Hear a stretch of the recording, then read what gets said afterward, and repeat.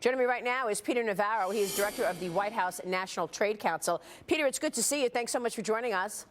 Good morning, Maria. How are you? I want to talk about the Trans-Pacific Partnership for sure and the overall trade mentality with the new administration. But let me start with this rift with the Mexican president. A lot of people are worried now that that meeting has been canceled, that's going to mean that NAFTA is getting completely redone. What are the implications here? Well, let's quote Green Bay Packers Aaron Rodgers. Relax. We're going to get a great trade deal done with Mexico and Canada at some point, but the president is absolutely right.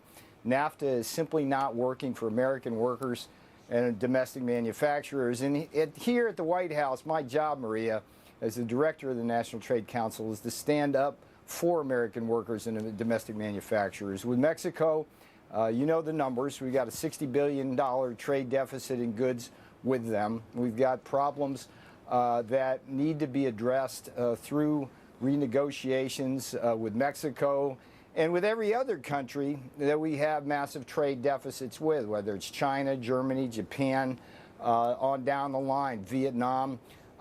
What President Trump did this last week was historic. That was the fastest out of the gate you've ever seen any American president on jobs in the economy. And we saw the Dow go over 20,000.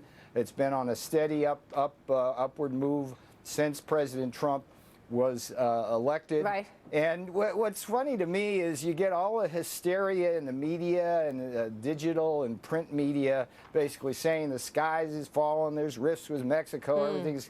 No, we're straight ahead with a strategy to basically defend this country against unfair trade practices, cut good, solid, smart deals for the American worker, American manufacturers, and that's all we're going to do. And this last week, we got rid of TPP. One stroke of the pen. I mean, that was amazing. That was gone was the work of thousands of lobbyists and hundreds of millions of dollars spent by special interests out to basically steal away what would have been our auto industry from Michigan and Ohio. Yeah, no, we saw the pictures of you standing right behind the president when the president signed that executive order this past week. What a great honor that was on the first day. I bet, to withdraw the U.S. from the Trans-Pacific Partnership. So, Peter, explain to us then why almost the entire S&P 500 CEOs wanted the Trans-Pacific Partnership to go through. I mean, I had the CEO of FedEx on the morning show last week, Fred Smith, the CEO of FedEx on Mornings with Maria on the Fox Business Network, and he said, even though we're the largest economy, 80% of the world's purchasing power and 95% of its consumers lie outside of the United States. So trade is a two-way street. Sure. Well, let's be clear. The TPP was flawed because it was a multilateral deal. That's not what the Trump administration is going to do. The problem with multilateral deals is we reduce our bargaining power and we surrender our sovereignty. I mean, in the TPP, the Kingdom of Brunei would have had the same vote as the United States of America. That's absolutely absurd. Now, let me assure the CEOs of the S&P 500 that we fully intend, and if you read the executive order very carefully, we fully intend to negotiate bilateral trade deals with every single country that comprise the TPP. When we do bilateral negotiations, we get a much, much better deal for the American worker, the American domestic manufacturer. Unfortunately, a lot of these S&P 500 CEOs just love going to China or Vietnam or Cambodia or anywhere else around the world where they can use cheap labor and pollution havens, make their goods, go to a tax haven, and then sell them back here into America. President Trump says, no mas, no more. None of that's going to happen anymore. We're going to have a policy of America first.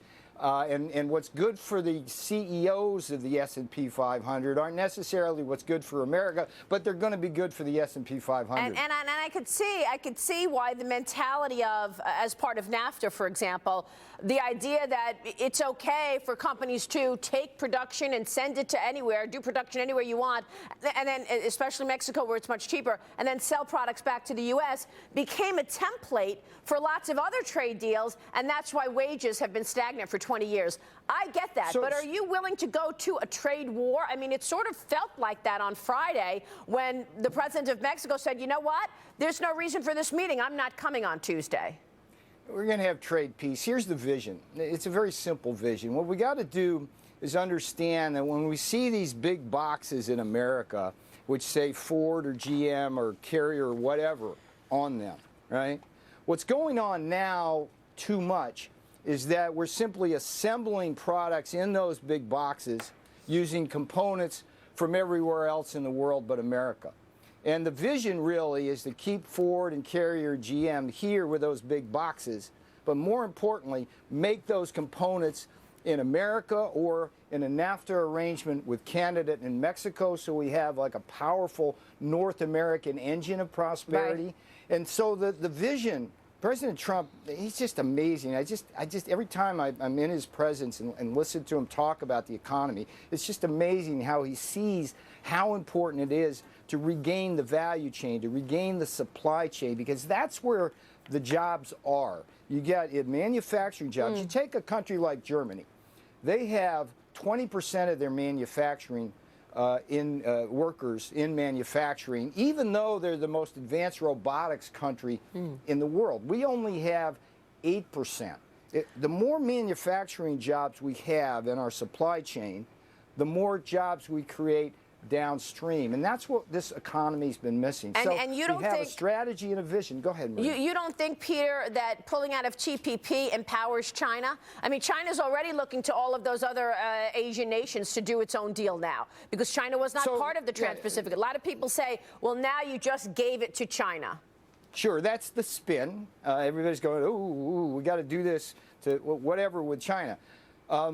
They'd be right if we weren't going to go right to Japan and Australia and New Zealand and Malaysia and Thailand and negotiate bilateral deals. The dirty little secret here that the New York Times need to understand a little better is nobody in Asia wants to deal with China. They're afraid of China. Right now, China is bullying Taiwan. China is bullying Japan. China is using its economic power, basically, to have its way with the rest of that region. And these countries that are subject to that, which is every country in that region, loves to be with America because we represent democracy, freedom, economic growth, prosperity, and we don't hold the gun to their head and try to make them do whatever we want to do.